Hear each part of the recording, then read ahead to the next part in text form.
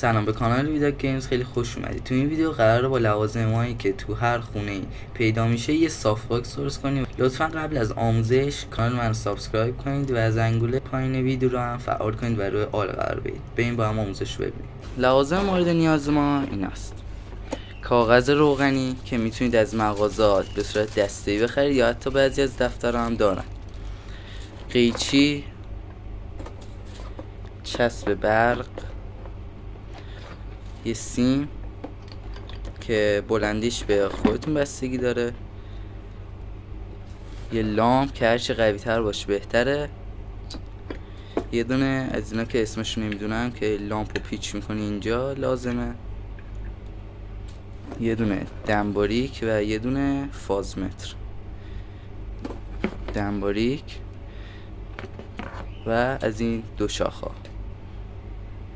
خب این دو شاخه وقتی میخوایم بزنیم پریز باید این سیمو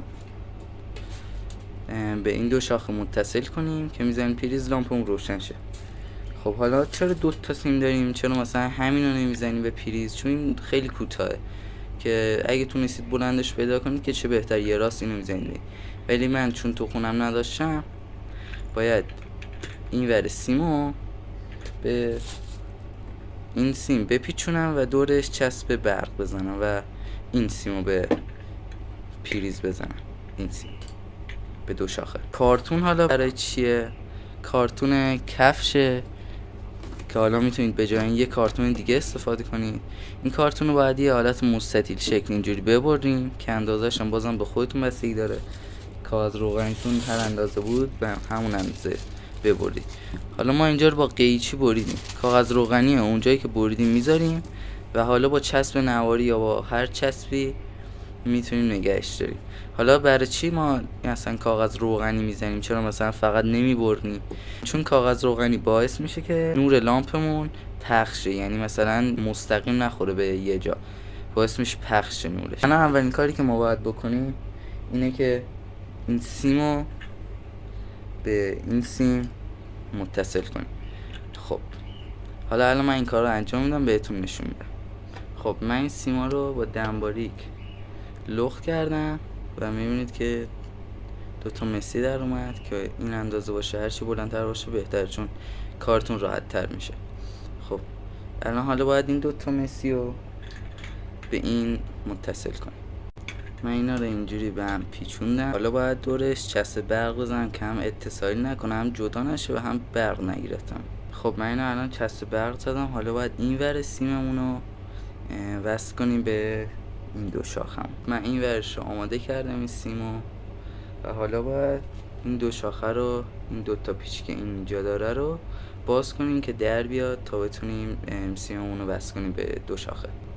خب من این پیچا رو در آوردم. وقتی پیچا رو در بیاریم این دو تا فلزی رو بکشیم اینجوری باز میشه. این پلاستیکی کاری باش نداریم.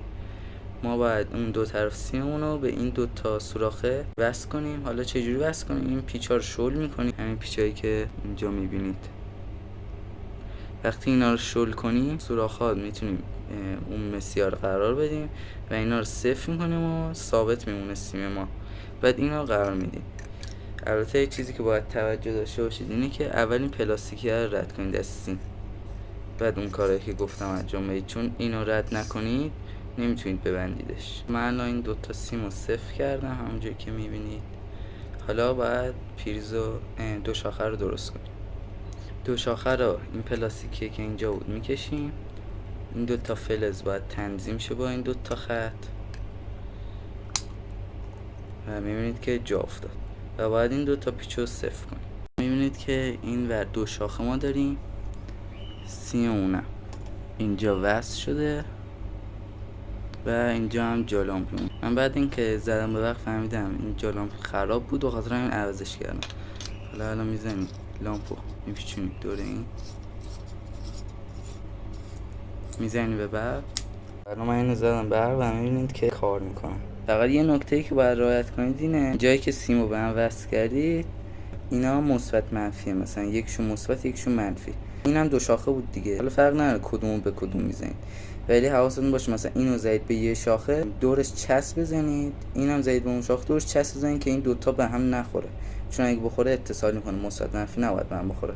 خب الان بریم برای برش کارتونمون که مستطیل شکل ببریمش. خب من اینو به این ابعاد بریدم. حالا باید این کاغذ روغنیمون رو اینجوری بذاریم روش و از این کنارا چسب بزنیم. حالا چون چسب برق کنارم هست از همون چسب برق استفاده میکنم. من الان این کاغذ روغنیمو چسب زدم.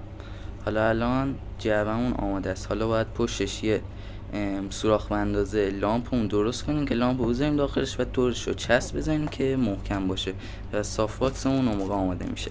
خب من این دایره رو زدم. حالا الان لامپ قشنگ میره داخلش.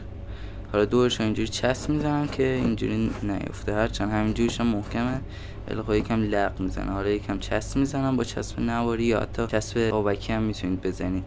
چسب آبکی بهتره چون محکم تره و هیچیش هم نمیشه، ولی حالا برای اینکه نخوایم وایسم 2 ساعت خوشه چسب برق میزنم.